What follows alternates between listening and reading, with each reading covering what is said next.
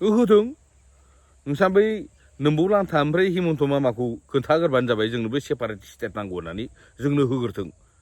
जोंनो separate state होनायनि उनाव नोंसा मामा ओमफ्राय बै लांथाया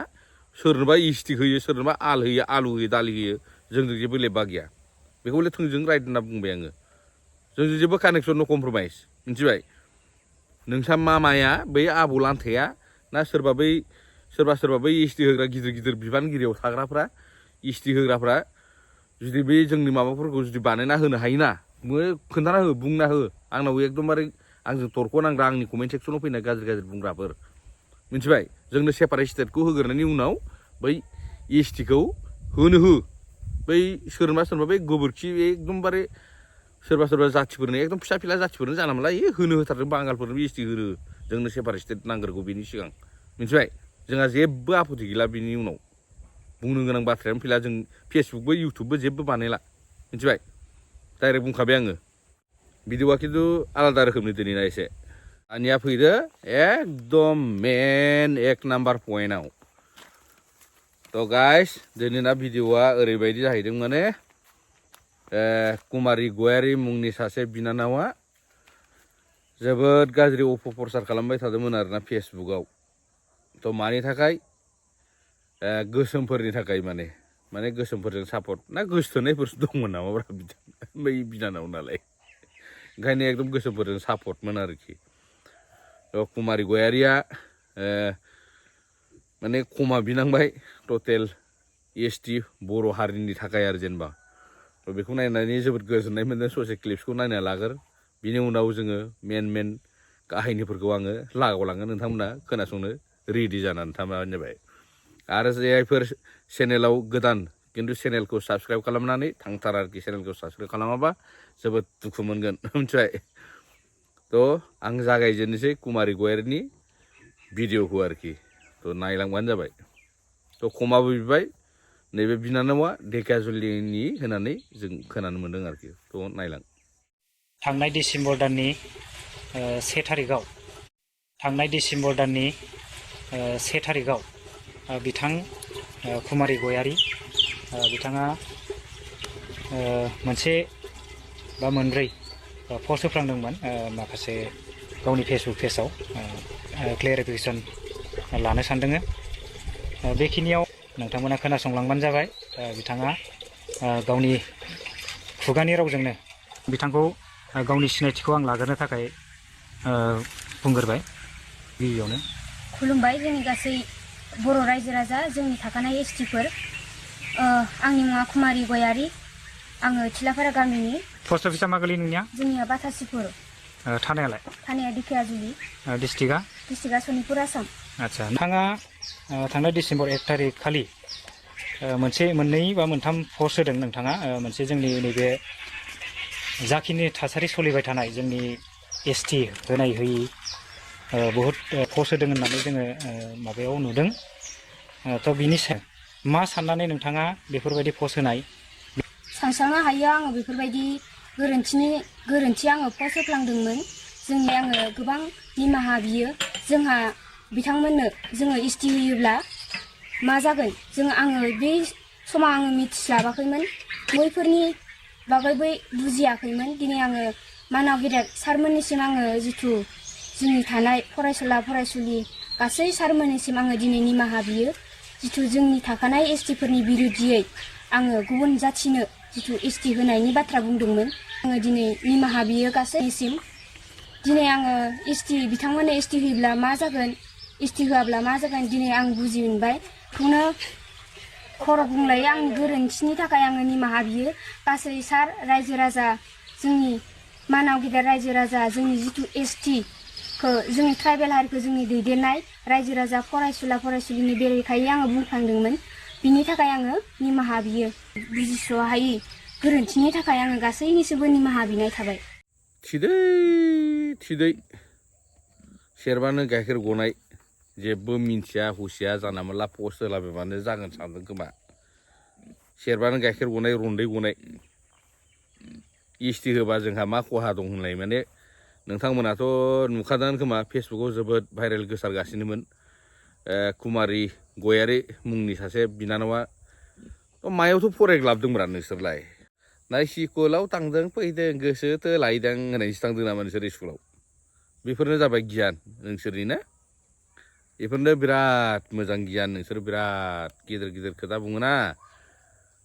थ' मा बुजिदों नोङो एसटि होननाय सोदोबखौ नों मा बुजिदों बिनानाव दाथ' नों शिक्षा मोनबायना एसटिया मा बुस्थु नोंनि आंनि बर'नि टटेल अल एसटि ट्राइबनिनो मोनसे सम्पति नैबे एसटि होननाय सोदोबा मिथिबाय बिनानाव जाम्बि सियान बायदि औफौ जानला मोनला बकिनो दा नाजा मेन्टेलिटि प्रब्लेमखौ एसे थिग खालामना ला मिथिबाय जानला मोनला बेफोरबायदिजों गोदाव सोराव जानला मोनला बिदि पस्ट होलाबायनानै खारग'गोन सानदों नामा नोंथांमोना दा परिस्थिति देश आबेगफ्रा मा जाना दं दा सिटुएसन कन्डिसना मा जाना दं नोंथांमोना एसे बुजिना ला जाहाथे सानै हयै पस्ट हो आरो बेरेखा जिबनावबो एसटिनि बेरेखा पस्ट लिरनो दा नाजाखा नङाबा दोगो लागोनबो बेखौ सानना ला मिथिबाय आरो जोंना बिराद गुनि गियानि सासे आंनाव कमेन्ट सेक्सनाव कमेन्ट खालामदों थ' बिथाङा बेसेबां गिदिर डिप्ल'मा लानानै बेसेबां गिदिर फरायनाय मानसि आं बेफोरखौबो मोनथिया जाहैबाय स' गोनां जायोबा आङो नोंथांमोननो नेक्स्ट भिडिअआव होगोन बारु पुरा टटेल बिनि फटकफोरखौ होजोबगोन आं बिनि जानाय थानाय खिनाय हासुनाय सेस टटेल मास्टार माइन्डनि मानसिखौबो आङो पुरा टटेल भिडिअआव होजोबगोन आरोखि र' बावला बेयो आंनाव नैबे बे भिडिअआव जुदि कमेन्ट हरोना बेनो टटेल उलजार बानायनानै एकदम इउटुबाव फेसबुकाव लागावखावना होजोबगोन आंखौ होनहरदों आरो नों गामि गफानि मानसि खोमालै ओंखायनो नोङो बारा नलेज गैया दां जानला मोनला बुंलाबायो एसटिफोरनि सोमोन्दै एसटि होबा नोंहा मा खहा जायो होनना बुंदों थ' सिगाङावनो थोंजों होनना बुंगोन आं नों बुरबक अधम दुनियानि हपलेस जथा मुर्ख नोङो मानसिया मिथिबाय नों जों तर्क खालामनो हायालै आबौ मिथिबाय जोंबो खम दैनि ना नङा नों बेसेबां फरायनाय नों डिप्ल'मा लाना मा खालामदों दिनैसो मा फैलादों नों बर' जाथिनि हारिनि थाखाय नोङो हो मालायखौ बुंनायनि सिगां 101 बार नों गावनि माबाखौ सानना ला नोङो ओरै थु होननानै जुमुदै गोजौआव गारबा नोंनाव नांगोन मिथिदों बारा दुगा दा जाफंबाय मिथिदों जों गामि गफानियानो जाहैबाय जोंनि एकदम बिथोर एरियानि जोंनाव नलेजआनो गैया फरायनायानो गैया जों जाम्बा आं होननानै लाबाय जे नों गोरों नों दा जुदि एफा गोरोंबा हो एसटि होनायनि सोमोन्दै मानो नों एसटि होनांगौ होनना बुंदों नोंहा मा बुजिनाय दं मा नलेज दं एसटिनि सोमोन्दै बेखौसो आंनो नांगौ बा नोङो इमान जुदि टारगेट खालामना बुंदों नों माबा दे लिरना कमेन्ट सेक्सनाव बुजायहर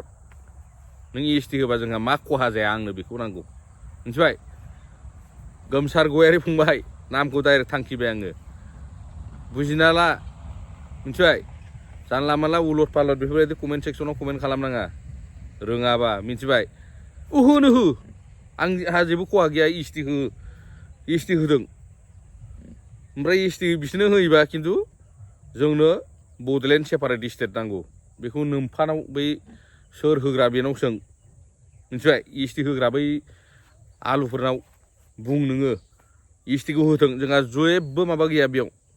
खिन्थु जोंनो सेपारेट स्टेट बड'लेण्डखौ सिगां दाना होथों बिनि उनाव एसटि होयो आलु होयो बाल होयो जोंजों जेबो लेबा कानेक्सन नट कमप्रमाइस मिथिबाय एफा जुदि गियानि नोङो इमान जुदि दुगा नोङो दे बानायनो हागोन नोङो दम दं नोंहा बेफोरबायदि जों टटेल बर' जों एसटि जों गासै टटेल एसटि माहारियानो एफा जर होदों बोलो होदों बेफोरबायदि खालामनाथों जाहाथे दाहोथों होननानै बेफोरबायदि हांगार स्ट्राइक बेफोरबायदि धरना होगासिनो नोंहा मा गरम जादोंलै फंबाय नोंनि गरमा जोंजों सलिया सियावगुरु गम दं दुगा नङा जोंजोंबो मिन्थिना ला आबौ बारा दुगा नङा मिथिबाय जाम्बि ना जाय सियान ना जाय दायफोरखौबो मावसे मावनानै लागोन बिनि उनाव एकदमबारे निमाहा बिग्लाबलाबायो एकदम लासिं सिं मिन्थिया नोङो दानि परिस्थितिया मा जाना दं बाला जोंफोर थानायबाथ' फंनैसो मोनबावगौसोमोन नोङो बुजानो गदों बेनो धन्यबाद बेनो बेखौनो रंजा नोङो दाला स' गाइस नोंथांमोनाथ' मिथिखादों सोरखौ बुंदों आङो पुर्निमा गयारि होननाय मुंनि सासे बिनानावा माने जोबोद गाज्रि एसटि होनायनि सोमोन्दै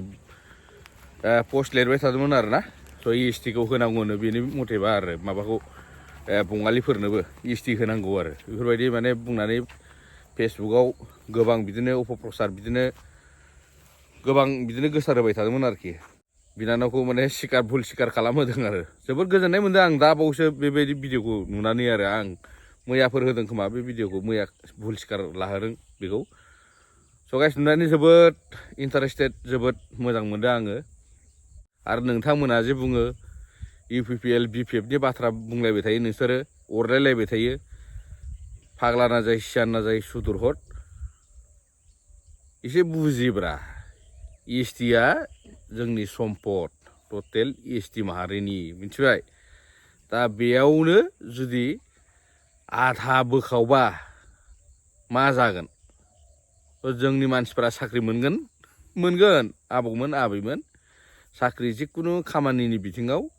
जेबो आवग्रिनो मोननाय नङा मिथिबाय बेनो मेन पइन्ट आरो जोंनि माखासे गिदिर लिडारफोराथ' आरो गादिल'बार खुगायाव गोदै सिङावबा जुमोदै मिथिबाय बेबायदि आरोखि थ' बाय बाय लोगो मोनफिनगोन एगेन नेक्स्ट भिडिअ